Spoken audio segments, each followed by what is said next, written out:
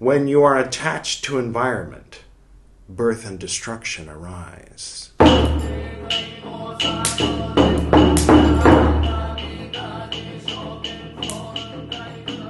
Welcome back.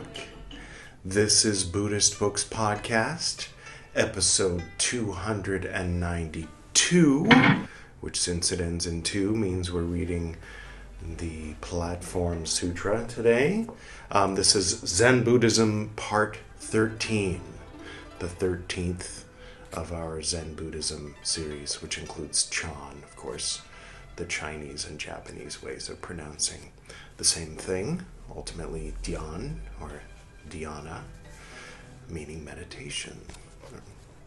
Gets translated into English as meditation, but anyway, so the Zen Buddhism playlist, if you want to start at the beginning, it's a good place to start.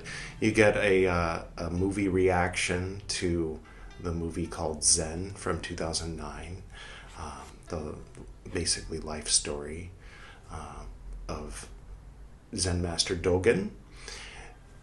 So the playlist is right there, Zen Buddhism.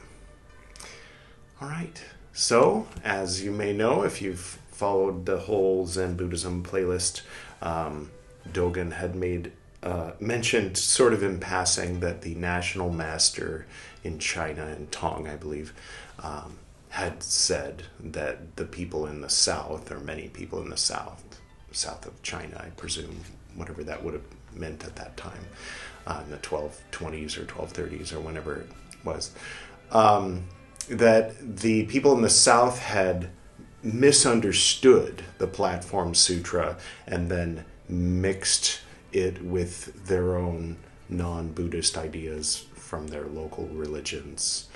And so they were misunderstanding Buddhism.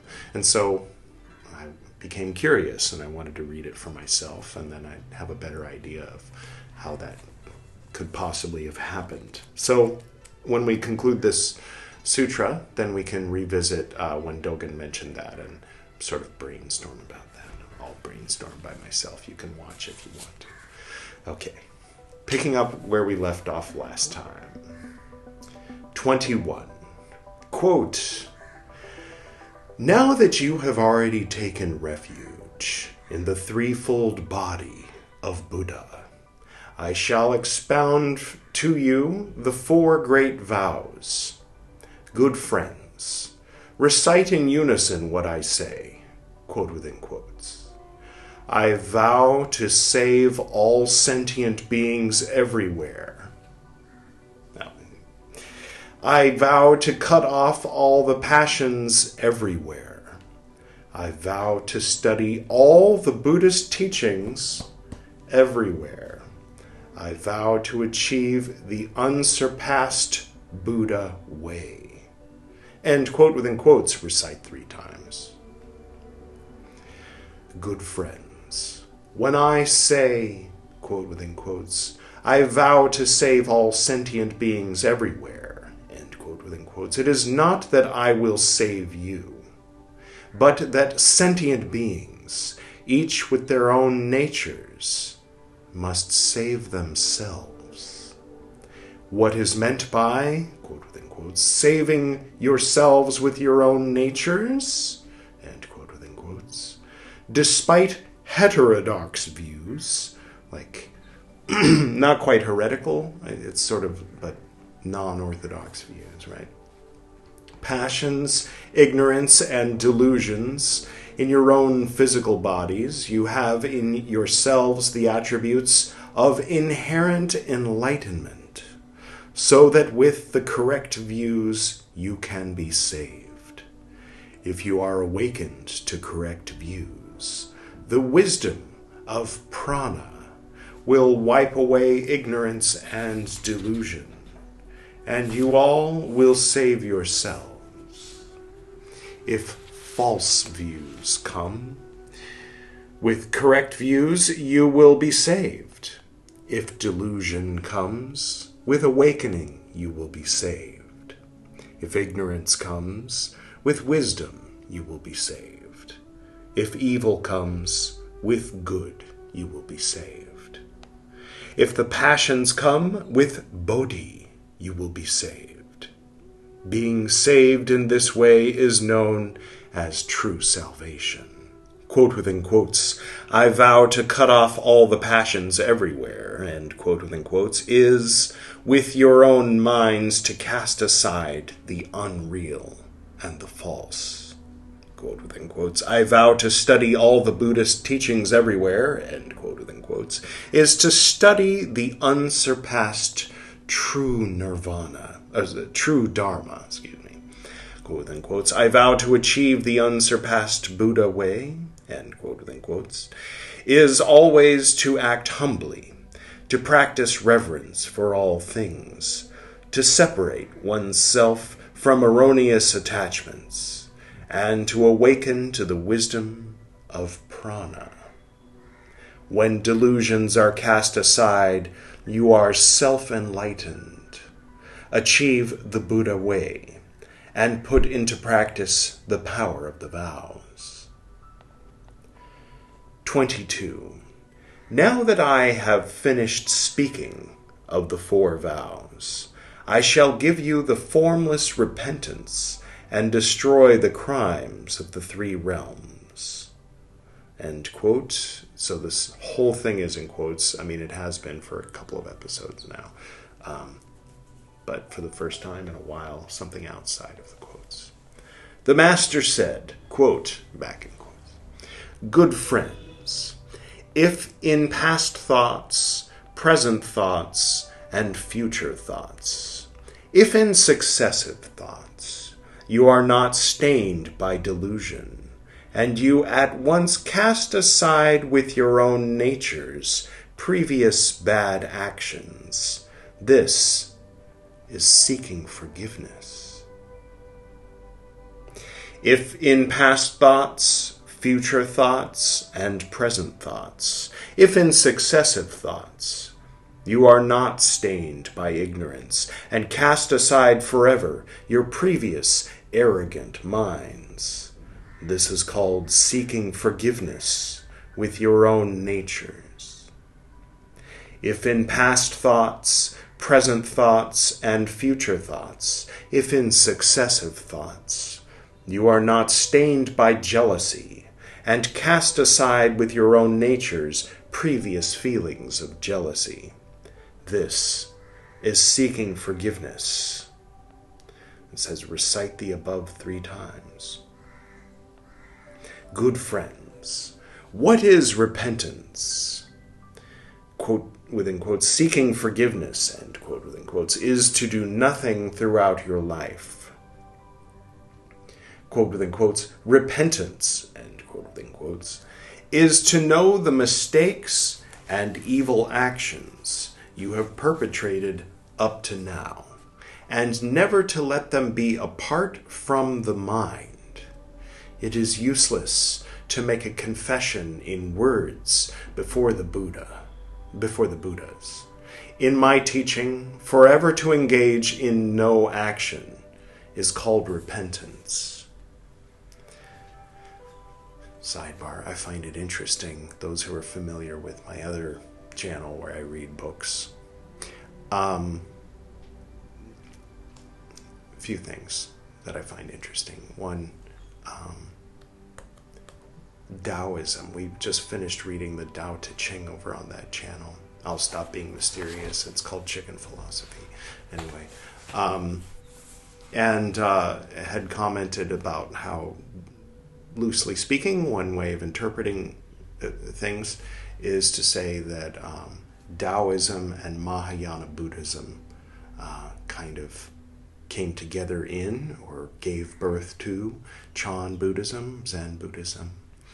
But what we're reading right now, just this past couple paragraphs, feels a lot like what we had just read, and I wasn't taking very seriously, but nonetheless, in the Martin Luther series.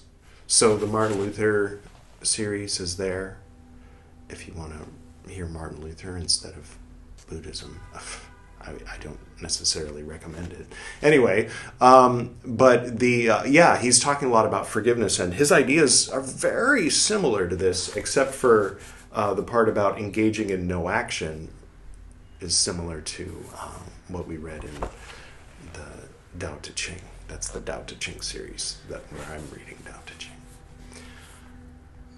So anyway, just that. That was the thought. Not a very interesting thought, but I thought I'd share it nonetheless. 23. Having finished repentance, I shall give you the formless precepts of the 3 refuges. End quote. The master said, quote, good friends, quote, in quotes, take refuge in enlightenment. The Buddha, in parentheses, bracket parentheses, the most honored among 2-legged beings, take refuge in the truth, the Dharma. The most noble doctrine which sets people, free from the desires, take refuge in purity, the Sangha, in parentheses. Are the parentheses his? Or is the purity how the translator has chosen to translate the Sangha? Because that seems odd. It's like referring to the church as, the purity or something. I guess you could say the saved in that language, and maybe that would be assumed to refer to the church. But I find it odd because the Sangha is the community of Buddhists, right? The purity, okay. The most honored among sentient beings. I'll try to read. This feels like a good, but I've been stopping in the middle of it. Let me read that again. Good friends, take refuge in enlightenment, the Buddha. The most honored among 2-legged beings, take refuge in the truth, the Dharma. The most notable doctrine which sets people, that makes more sense, free from desires. Take refuge in purity, the Sangha. The most honored among sentient beings. End quote within quotes. Okay. From now on, you will call enlightenment your master, and will not rely on other teachings which are deluded and heretical. Always prove it clearly yourselves with the 3 treasures of your own natures. And there's a footnote, 109. Here again, the Kote Shoji text indicates that one is to do no evil. That's the wrong footnote. The Tun Huang text says, quote, call Buddha your master. Maybe that's the wrong one too. Okay. The Tun Huang text is corrupt, but might be rendered... Oh, the text is corrupt, not the text is corrupt. So it's not saying that it's a corrupt, it's saying that the text is hard to read. Quote, I beg of you to illuminate with compassion the 3 treasures of your own natures. End quote. Here, however, the Koshoji version, part 3. Okay, I thought it was going to say what are the 3 treasures. Maybe he covered that earlier and I've just forgotten temporarily. But anyway, okay. So there's 2 different publications that they're using to translate the Platform Sutra. 2 different versions published at different times that are slightly different, so it's making a note of that. Okay. Good friends, I urge you to take refuge in the 3 natures, the 3 treasures in your own natures. The Buddha is enlightenment, the Dharma is truth, the Sangha is purity. Okay, those are the 3 treasures in your own natures, the Buddha, the Dharma, the Sangha. Here translated as purity. Oh, the Sangha is purity. Okay, now it's less confusing but more confusing. So the sage, I've forgotten who's talking right now, but it's the Sixth Patriarch of Zen Buddhism, with Bodhidharma being the first, according to tradition. That's who's writing. And he has just said, the Buddha is enlightenment, the Dharma is truth, and the Sangha is purity. Now we know Buddha does mean awakened or enlightenment. Dharma has a lot of ways to approach the word. Truth is what it says here, and purity is the Sangha. Okay. And then earlier it said, take refuge in purity, and then in bracket parentheses, the Sangha. So I'm not sure what's going on here. I think I'd have to take up Chinese for the rest of my life and then look at the original text, and then I'd be able to explain it to you, but alas. Okay. If in your own minds you take refuge in enlightenment, the Buddha, heterodoxies and delusions are not produced. Right.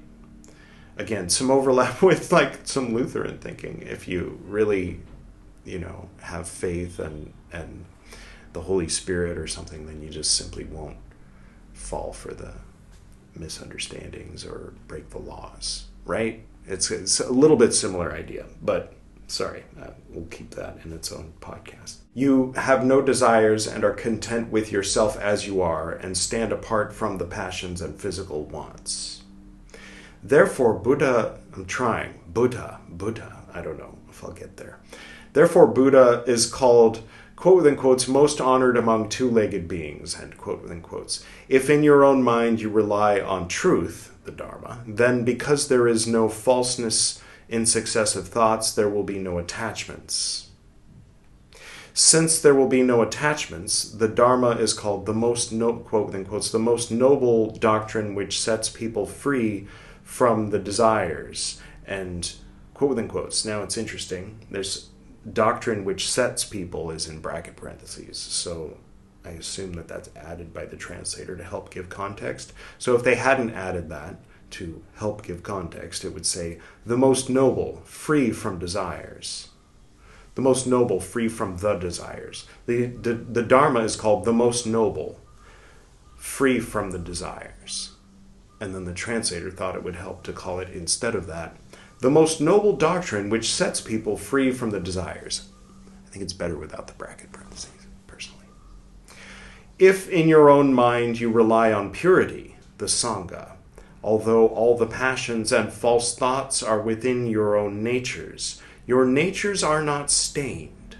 Therefore the Sangha is called, quote within quotes, most honored among sentient beings, and quote within quotes, the ordinary man does not understand from day to day receives the precepts of the three refuges. I take refuge in the Buddha, I take refuge in the Dharma, I take refuge in the Sangha.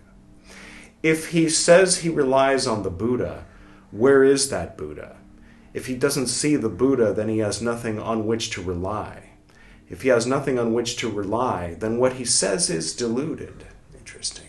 Okay. I mean, I can't help but recall St. Paul saying, talking about there's a statue missing and it says the unknown God. And he says, you worship a God you don't even know. I'm talking about something I know. Anyway, again, it's different, but human. Sometimes things that are human are similar to each other, even if there are differences, obviously, right? And the more time goes by, the more complexity is added, the more different it gets. But when you get back to the simplicity, then especially then you can find some commonality between things that seem like they wouldn't have things in common. Good friends, each of you must observe well for himself. Do not mistakenly use your minds. That sounds like a good advice. Do not mistakenly use your minds. I'm going to take that with me for the rest of the day. The sutras say to take refuge in the Buddha within yourselves. They do not say to rely on other Buddhas. Sounds like Gnosticism to me. I'm sorry. So far it doesn't actually, since we are reading the Nag Hammadi as well. We haven't gotten to that part. There's a guy who's writing 30 years ago, and he's talking like that. But the scriptures themselves haven't gotten to anything remotely implying that yet. If you do not rely upon your own natures, there is nothing else on which to rely. I feel like this is important. I don't want to breeze by this.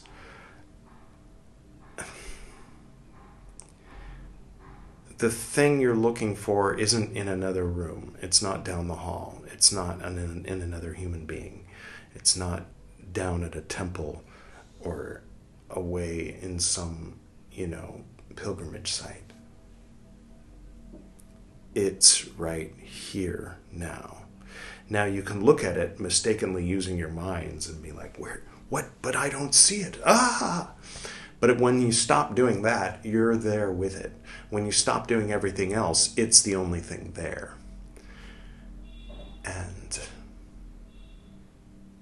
I find that to be very important and very good. And I'm happy that, a person can argue about, oh, well, but that's Zen and I'm Vajrayana or whatever, like people can do their thing.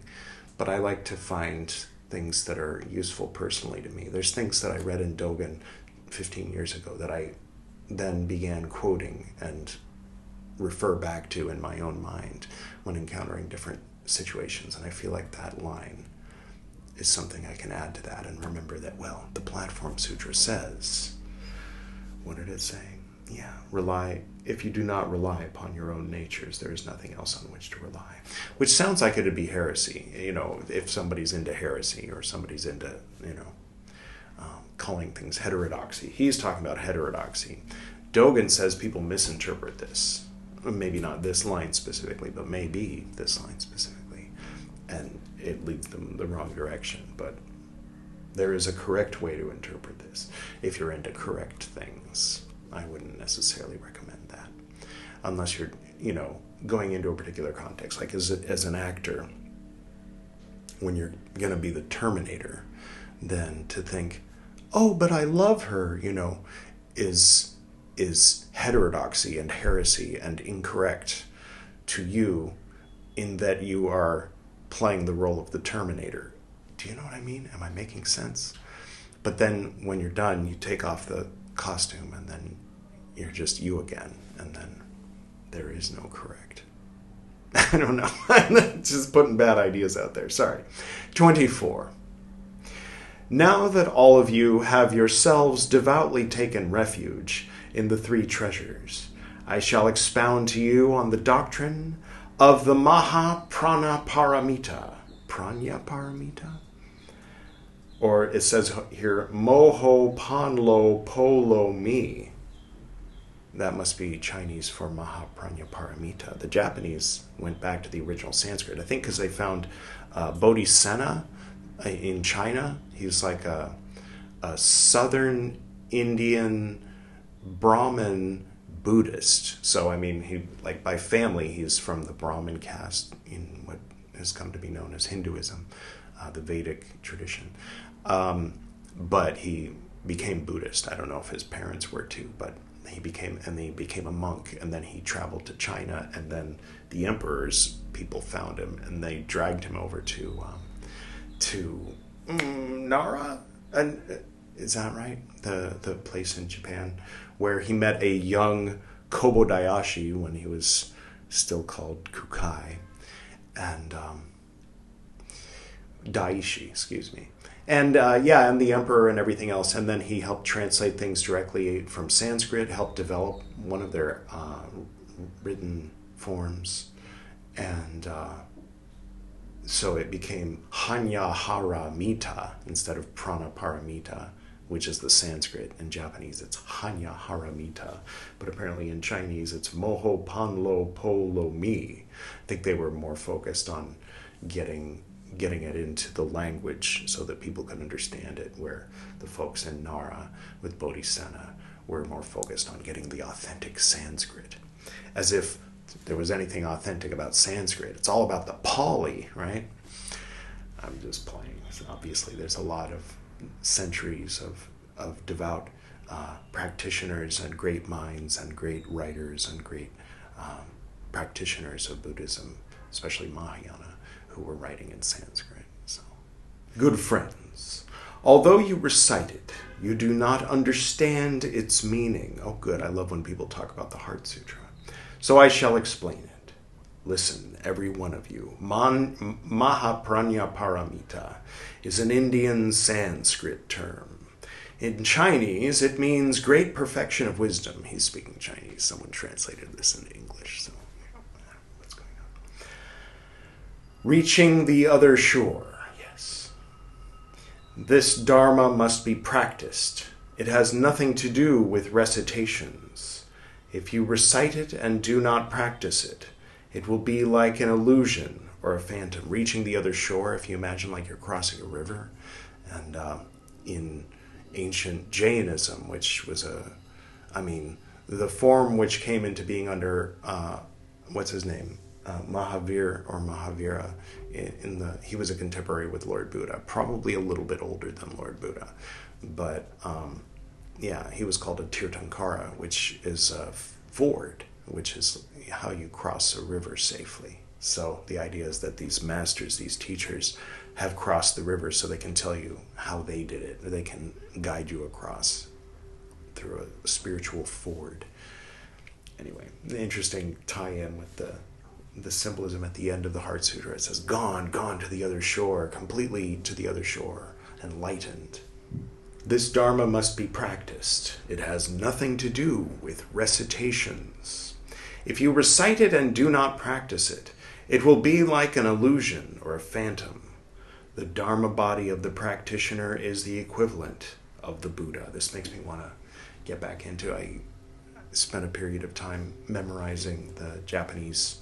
I don't know why I like it in Japanese. I just like the way it sounds. We use it at the beginning and end of these episodes of Buddhist Books Podcast. That's from a recitation of Hanya Haramita. What is moho, or maha in Sanskrit? Moho is great. The capacity of the mind is broad and huge, like a vast sky. Do not sit with a mind fixed on emptiness. If you do, you will fall into a neutral kind of emptiness. This is his advice. This isn't my advice. Because I would say go ahead and focus on emptiness. Emptiness includes the sun, moon. Yeah, that's the thing, is the emptiness is full of everything. But if you focus on the layer of it that is the emptiness, then you can experience everything in a very beautiful way. So in other words, the silence, even if there's noise, that's the whole Qigong thing, right? Even if there's noise, the silence is there too. So if there's like a light hum in the background, and you ignore it most of the time, but sometimes you can pay attention to it, like that sound of the blood moving through the eardrum or whatever, but as a metaphor, using that as a metaphor. So the witness, Piu used the word and just very quickly said it in Sanskrit, and she was talking about this concept, and it kind of blew me away, the things that are just sort of common knowledge here in India that I only know about from growing up because of people like my dad and Gordon. The witness, drash, something like that. Sorry, I'll put it up there. The drishti is a point of focus that, anybody who's been to like an Ashtanga Vinyasa yoga class is familiar with the drishti, which is you fix your eyes on something. But the person who's watching is the other word that I pointed to up there. So the witness, what you might call the higher self or the true self, or perhaps even beyond what might be called higher self on the tree of life. The higher self, some people call Tiferet, the one in the middle, the yellow one, the higher self. So we're talking about something maybe even beyond the top of the tree. Okay, that's enough. The Ka in the Egyptian sense as opposed to the Ba. The spirit as opposed to the soul. The electricity as opposed to the little monkey walking around clapping. You know what I mean? I don't know what I mean. I'll go ahead and keep reading. Emptiness includes the sun, moon, stars, and planets, the great earth, mountains and rivers, all trees and grasses, bad men and good men, bad things and good things, heaven and hell. They are also in the midst of emptiness. Yeah, Om is another one that can be defined in this way as containing everything. The emptiness of human nature is also like this. Self-nature contains the 10,000 things. This is great. The 10,000 things are all in self-nature. The 10,000 things are just all that stuff. Like, I got to get up tomorrow. I got to tie my shoes. I got to go get milk. All that stuff. If you count them, the idea is that there's 10,000. Those are the 10,000 things, as far as I understand. Although I might be thinking of something else, but that's my understanding. Although you see like 10,000 placeholders, and they can be filled with things, so the things in your mind, maybe, something like that. Although you see all men and non-men, what? There's a footnote, I'm curious. This word is supplied from the Kan A. Okay, so who knows what he's talking about? We can assume he means men like humans and non-men like whatever, zombies, whatever. Evil and good, not as opposed to men and women. That's a weird way to refer to women, non-men. Evil and good, evil things and good things, you must not throw them aside, nor must you cling to them, nor must you be stained by them. Yeah, don't be stained by good or evil. It's that idea of good karma being the golden chain that you also must become freed from. But you must regard them as being just like the empty sky, which is full of the universe, right? This is what is meant by great. Yes. This is the practice of moho. The deluded person merely recites it. The wise man practices with his mind. Yeah, you can say words without actually thinking about them. You can think about them a little. You can think about them on a surface layer. You can decide that you understand them and then just give up seeking. Or you can, every time you recite the words, look at them as if for the first time and experience what they're saying. And that's, I think what he's saying is, right? Approach it that way. Practice it. There are deluded men who make their minds empty and do not think, and to this they give the name of great. Hey, I think that is pretty great if you can do it. This too is wrong. If you ask him. Again, he's saying this, I'm not saying this. The first and second line, I think, in the Yoga Sutras of Patanjali is to control the disturbances of the mind is yoga. That's like mission statement. Like the rest of the Yoga Sutras are just like, okay, well, let's go into this. Let's look at various levels of that. But that's kind of the only thing you need to know, basically, is if you can make your mind shut up, you did it. Congratulations. But he's saying, no, that's not it. Well, you sound like a fundy, Mr. Sixth Patriarch. Sorry. This too is wrong. The capacity of the mind is vast and wide, but when there is no practice, it is small. Do not merely speak of emptiness with the mouth and fail to perceive it. A person such as this is not a disciple of mine. I get it. And Dogen talks about this too, the idea that the great void is called great because it is full of everything in the universe. Not just this stuff, but like everything on all levels is in the great expanse of the emptiness and the void. But as I mentioned, you can tune into the voidness in the background, and I guess that's different than like making your mind shut up. And it might be just another way of interpreting that line about yoga is to control the disturbances of the mind. Because if there's nothing, if there's emptiness, then who's controlling what's control?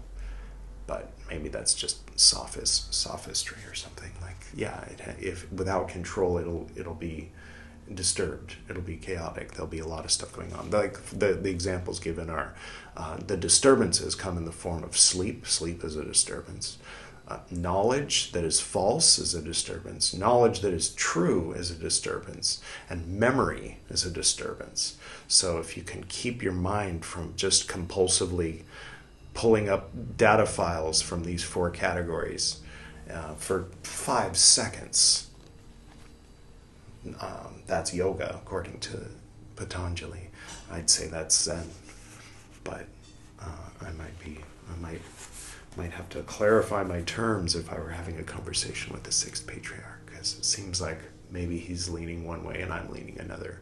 But I don't disagree with what he's saying. I'm just sort of in a silly way, like defending the other side. Like I can imagine a certain type of person who would read this and then argue with things that I've said, and I'm explaining to that person while you're watching. Sorry to be filling up your time with that. What is prana? Good question. Prana is wisdom. prana paramita. When at all times successive thoughts contain no ignorance, and you always practice wisdom, this is known as the practice of prana. Well, if that's the case, then I think you and I aren't there yet, but maybe sometimes. It depends. A certain time of day, a certain mode, maybe. But he's saying if it's all the time, if there's no ignorance ever, then that's the practice of prana. Okay.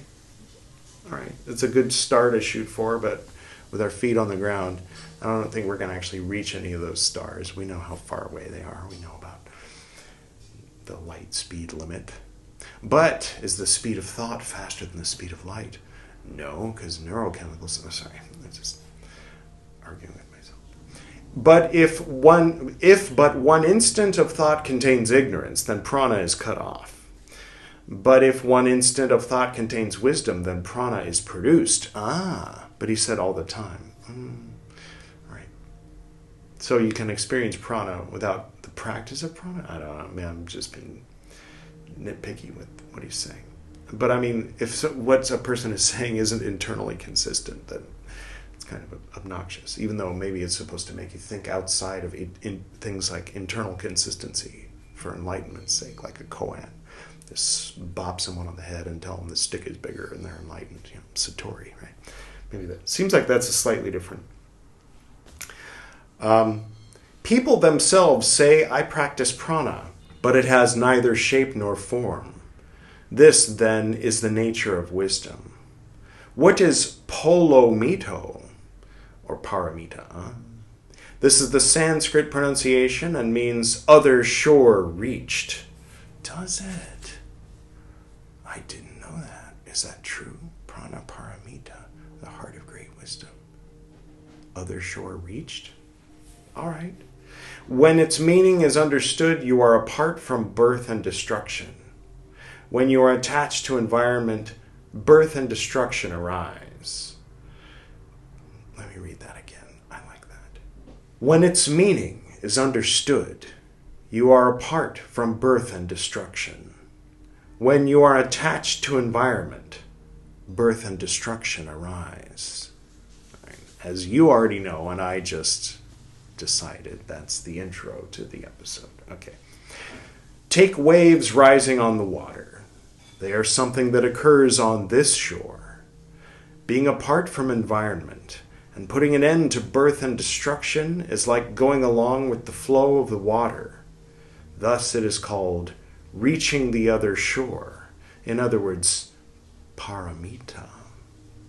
The deluded person recites it. The wise man practices with the mind. If you have delusion in your mind, when you recite it, the very existence of this delusion is not a true existence. If in successive thoughts you practice it, this is called true existence. Those who awaken to this Dharma have awakened to the Dharma of prana and are practicing the prana practice. If you do not practice it, you are an ordinary person. If you practice for one instant of thought, your Dharma body will be the same as the Buddha's. 3 thoughts. I observe, I don't know if I like, but I observe how he was saying if you never have an ignorant, if you have only successive prana, only wisdom, never ignorance, then you're doing prana and otherwise you're not. If you experience prana for one instant, you got it, buddy. You're there. Your body's the Buddha's body. Maybe both can be true. Maybe once you know it, you can't unknow it. Once you experience it, then how do you fall away from it? I mean, I don't actually want to know that, universe. But I think I have a few guesses. What was the third thought? Oh, yeah. Even for one instant. You mean one ongoing instant that's the only thing that exists and that we divide erroneously into past, present, and future? That instant. This one. Now. All right, I'll keep reading. Good friends, The very passions are themselves enlightenment. Are we getting into some Padmasambhava territory? Samsara and Nirvana are of the same nature. When past thoughts are deluded, this is the common man. When future thoughts are awakened to, this is the Buddha. See, it just feels weird when I say it. I don't know. Maybe it's... I didn't realize the California accent was such a strong influence on me. I don't know. It's hard for me to try to correct 47 years of pronouncing things like a Californian or Texan or whatever that is. Buddhism. All right. Good friends, the Mahapranaparamita is the most honored, the supreme, the foremost. I say that because my grandfather lived in Texas when he was a kid. He lived in Frankfurt and then moved to Texas when he was 10 and moved to Shanghai when he was 19 or something like that. And, or no, 29. So, then my dad, born and raised in California. His dad died when he was 6, so he doesn't have much of a Texan accent, but he can do one. But anyway, obviously he taught me, he was the Buddhist in the family, so I got my wrong pronunciations from him. Good friends, the Mahapranaparamita is the most honored, the supreme, the foremost. It does not stay, it does not leave, nor does it come. And all the Buddhas of the 3 worlds issue from it. With great wisdom, it leads to the other shore and destroys the passions and the troubles of the 5 skandhas. The form skandha, the feeling skandha, the 3 other skandhas. Since it is the most honored, the supreme, the foremost, if you practice the supreme dharma and practice according to it, you will certainly become Buddha. Not leaving, not staying, not going or coming, with the identity of wisdom and meditation, and unstained in all things, the various Buddhas of the 3 worlds issue from it, and change the 3 poisons into discipline, meditation, and wisdom. Those 3 poisons being concupiscence, anger, and ignorance. And that's where we're going to close for today. Well, today was a very enjoyable reading. Those who are following all the episodes of the Buddhist Books Podcast know that yesterday we were reading from this 4th book of the Vinaya Pitaka, and it was not an enjoyable reading. Today, in contrast, it was very enjoyable. I'm very grateful to the Sixth Patriarch for having written these words, or for whoever wrote these words and said it was the Sixth Patriarch. Whichever. It was a good read. Thank you for joining me for this experience. I hope that you're having a wonderful day, and I hope you continue to. I'll go ahead and do our usual closing here on Buddhist Books Podcast. To the north and to the south, to the east and to the west, to the spirits of light among us and to the spirits below, we send out our reverent love and compassion. May all beings be happy. May all beings be serene. May all beings be in peace.